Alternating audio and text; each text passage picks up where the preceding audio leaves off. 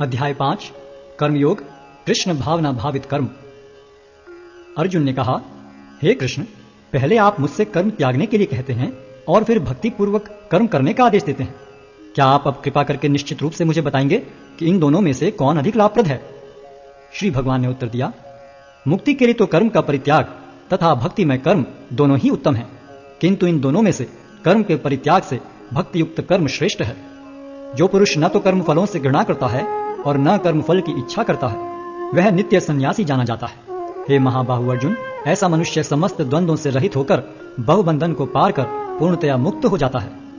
अज्ञानी ही भक्ति को भौतिक जगत के विश्लेषणात्मक अध्ययन से भिन्न कहते हैं। जो वस्तुतः ज्ञानी है वे कहते हैं कि जो इनमें से किसी एक मार्ग का भली भांति अनुसरण करता है वह दोनों के फल प्राप्त कर लेता है। जो यह जानता है कि विश्लेषणात्मक अध्ययन द्वारा प्राप्त स्थान भक्ति द्वारा भी प्राप्त किया जा सकता है, और इस तरह जो सांख्य योग तथा भक्ति योग को एक समान देखता है वही वस्तुओं को यथारूप में देखता है।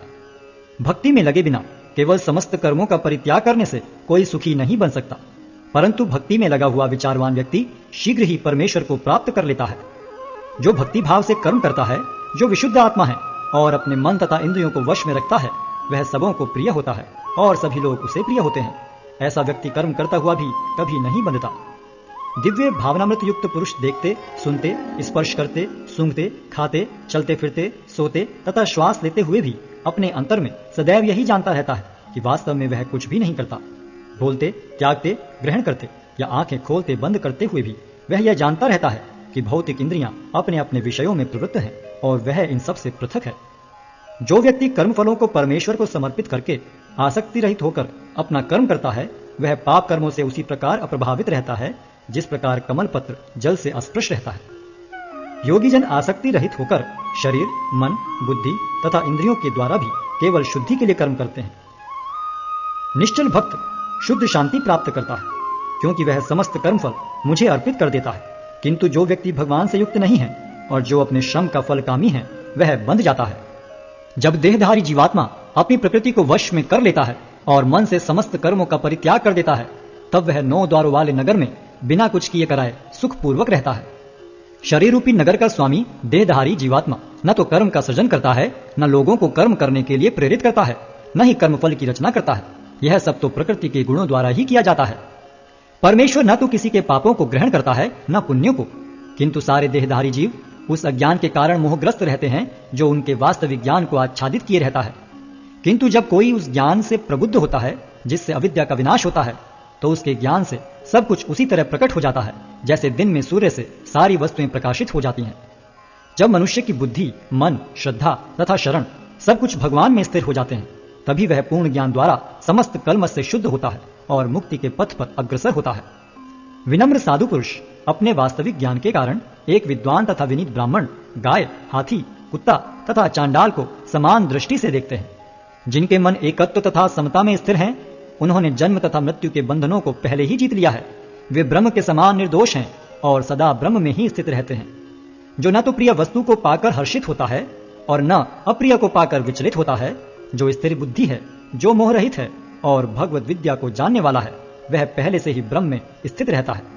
ऐसा मुक्त पुरुष भौतिक इंद्रिय सुख की ओर आकृष्ट नहीं होता, अपितु सदैव समाधि में रहकर अपने अंतर में आनंद का अनुभव करता है। इस प्रकार स्वरूप सिद्ध व्यक्ति पर ब्रह्म में एकाग्र चित्त होने के कारण असीम सुख भोगता है। बुद्धिमान मनुष्य दुख के कारणों में भाग नहीं लेता, जो कि भौतिक इंद्रियों के संसर्ग से उत्पन्न होते हैं। हे कुंती पुत्र, ऐसे भोगों का आदि तथा अंत होता है, अतः चतुर व्यक्ति उनमें आनंद नहीं लेता। यदि इस शरीर को त्यागने के पूर्व कोई मनुष्य इंद्रियों के वेगों को सहन करने तथा इच्छा एवं क्रोध के वेग को रोकने में समर्थ होता है, तो वह इस संसार में सुखी रह सकता है। जो अंतःकरण में सुख का अनुभव करता है, जो कर्मठ है और अंतःकरण में ही रमण करता है तथा जिसका लक्ष्य अंतर्मुखी होता है, वह सचमुच पूर्ण योगी है।